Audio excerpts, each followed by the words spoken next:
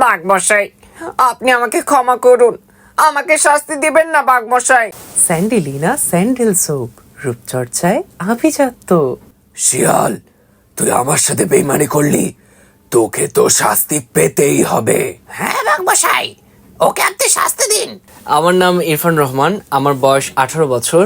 Hello, আমার নাম মিন্টু, আমি চকলেট খেতে ভালোবাসি। শুরুটা হয় ছোটবেলা থেকেই। ছোটবেলা থেকে আমি অভিনয় চর্চা করতে প্রচুর ভালোবাসি। প্রচুর সিনেমা দেখতাম ছোটবেলায়, এবং সিনেমা দেখে সেই ডায়লগগুলোকে নিজের মতো করে বলার চেষ্টা করতাম, আয়নার সামনে প্র্যাকটিস করতাম। সো ছোটবেলা থেকে আসলে অভিনয়ের প্রতি একটা আলাদা ভালোবাসা ছিল। বাবা, তুম করে কইতাছি, তোমরা এখান থেকে চইলা যাও বাবা, এখানে অনেক বড় বিপদ আছে।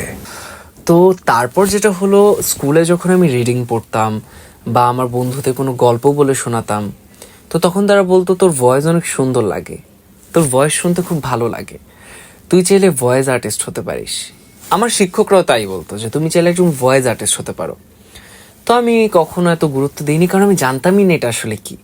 তো বাসায় এসে একদিন রিসার্চ করি যে ভয়েস আর্টিস্ট বা ভয়েস অ্যাক্টর কারা, এদের সাথে যোগাযোগ করার চেষ্টা করি যে কিভাবে তারা ভয়েস আর্টিস্ট হয়ে উঠলো। তো জানতে পারলাম বেশ কষ্টের একটা বিষয়, কারণ একজন মানুষ এতগুলো কণ্ঠে কথা বলবে। হ্যাঁ হ্যাঁ, আমি দেখেছি, ও চুরি করেছে।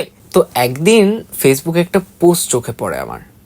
পোস্টে লেখা ছিল যে তারা ভয়েস অ্যাক্টর খুঁজছে বা ভয়েস ওভার যারা দেয় তাদেরকে খুঁজছে, নতুনদের সুযোগ দেওয়া হবে।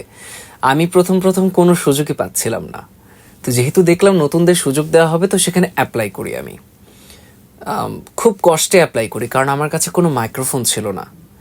আমি একটা লেপেল মাইক্রোফোন দিয়ে, কম্বল দিয়ে, একদম রুমের ফ্যান অফ করে, জানালা লাগিয়ে, গেট দরজা লাগিয়ে, তারপরে হচ্ছে আমি সেই স্যাম্পলটা রেকর্ড করে তাদেরকে পাঠাই, এবং দেন সিলেকশনটা হয়, এবং এরপর থেকে আমি ভয়েস আর্টিস্ট হিসেবে আমার যাত্রাটা শুরু করি। প্রথমে অনেক বাধা পেয়েছি, এরপরে আমি চেষ্টা করতে থাকি, আমি কখনো থেমে যাইনি। আমার অনুপ্রেরণা হচ্ছে আমার মা। আমার মাকে আমি ছোটবেলা থেকে দেখেছি খুবই পরিশ্রমী, সে খুবই পরিশ্রম করতে ভালোবাসে, এবং তার থেকে আমি শিখেছি কিভাবে পরিশ্রম করতে হয়, কিভাবে কোনো বাধা আসলে সেটাকে পেরিয়ে যেতে হয়। তো আমার অনুপ্রেরণা আমার মা। আমাকে আমার ফুপ্পি, আমার চাচা, আমার বোন, আমার আম্মু, আমার মামারা সবাই তারা আমাকে সাপোর্ট দিয়েছে। কখনো থেমে যেতে চাই না, আমি প্রস্তুত শেখার জন্য, আমি সুযোগের অপেক্ষায় আছি। তো এই ছিল আজকের মতন, আবারও দেখা হবে আপনাদের সবার সাথে। সবাই ভয়েস অফ নিউজের সাথেই থাকুন। ধন্যবাদ সবাইকে।